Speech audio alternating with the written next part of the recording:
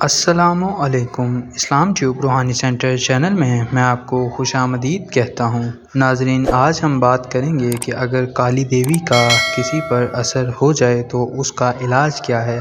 اگر آپ کا کبھی کسی ایسے شخص سے سامنا ہو جائے جو کالی کا عامل ہو یا بھیرو کا عامل ہو، اگر کسی شخص کو کالی کی چوکی ماری گئی ہو تو کیا کرنا چاہیے۔ کالی کی چوٹ کی کچھ نشانیاں ہیں، وہ یاد رکھیے گا تاکہ آپ کو پتہ چل سکے کہ اس کے اوپر کالی کا وار ہوا ہے۔ سب سے پہلی نشانی یہ ہے کہ اس کا جسم کالا ہونا شروع ہو جاتا ہے، اور جب جسم کالا ہونا شروع ہوتا ہے تو وہ پاؤں کی طرف سے شروع ہوتا ہے اور پھر پورا جسم گردن تک کالا ہو جاتا ہے۔ دوسری نشانی، اس کے جسم میں دوڑے پڑنے لگتے ہیں، اور تیسری بڑی نشانی یہ ہے کہ وہ ہر تھوڑی دیر کے بعد اپنی زبان باہر نکالنے کی کوشش کرتا ہے، جیسے اسے زبان میں کسی قسم کی کوئی تکلیف ہوتی ہو۔ یہ وہ علامتیں ہیں کہ جس کے اوپر کالی کی چوکی لگائی گئی ہو، اس کی یہ کیفیت ہوگی۔ اگر آپ ایسی کیفیت دیکھیں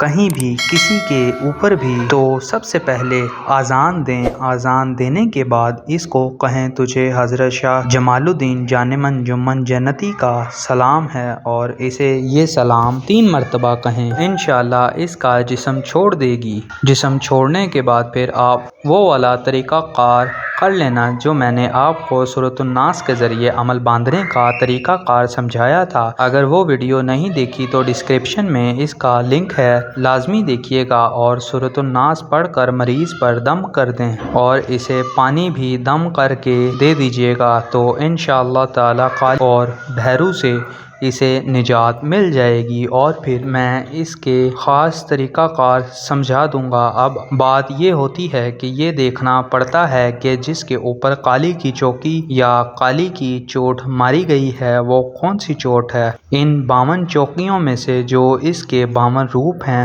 تو اس پر کون سا طریقہ کار استعمال کیا گیا ہے، تو پھر ان پر مختلف طریقوں سے کام کیا جاتا ہے، اس کو ہٹایا جاتا ہے۔ اسی لیے میں اکثر کہتا ہوں کہ اہل حنوت کا ڈسا ہوا پانی بھی نہیں مانگتا۔ وہ عاملین جنہوں نے اپنی پوری زندگیاں ان لوگوں کے ساتھ گزار دیتے ہیں، پھر وہ اپنے ہی عاملین کو مار دیتی ہیں، یہ یاد رکھیے گا، پھر آپ بچتے نہیں ہیں۔ یاد رکھیے گا، تھوڑی سی زندگی حاصل کرنے کے لیے، تھوڑی سی دنیا کمانے کے لیے اگر آپ ان کے پیچھے جاؤ گے تو تباہ و برباد ہو جاؤ گے، اس دنیا میں بھی اور آخرت میں بھی۔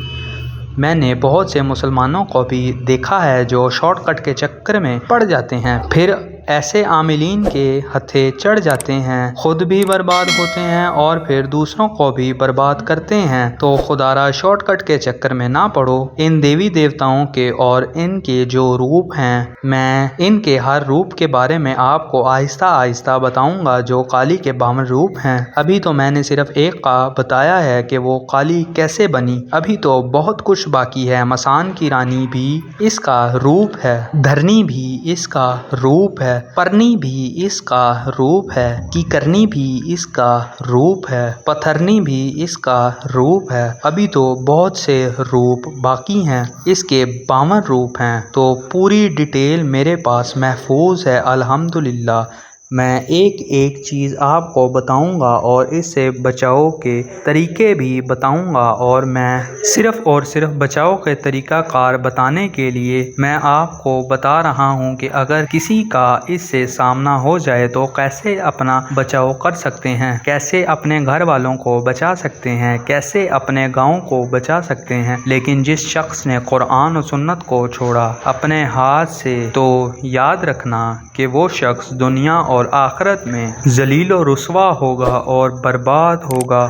حضرت شیخ جمال الدین جان من جمن جنتی بزرگان دین فرماتے ہیں کہ آپ نے سورۃ قریش کی برکت سے ہی کالی دیوی کو ڈنڈا مارا تھا جب اس نے روپ دھارا تھا، ورنہ اس وقت میں کتنے بڑے بڑے بزرگان دین گزرے ہیں۔ شیطانوں کو اگر کسی چیز سے شکست ہوئی ہے تو وہ سورۃ قریش کی روحانیت ہے۔ میں امید کرتا ہوں کہ آپ کو آج کی ویڈیو کی سمجھ آ گئی ہوگی۔ مجھے اب اجازت دیں، ملتے ہیں اگلی ویڈیو میں، تب تک کے لیے اللہ حافظ۔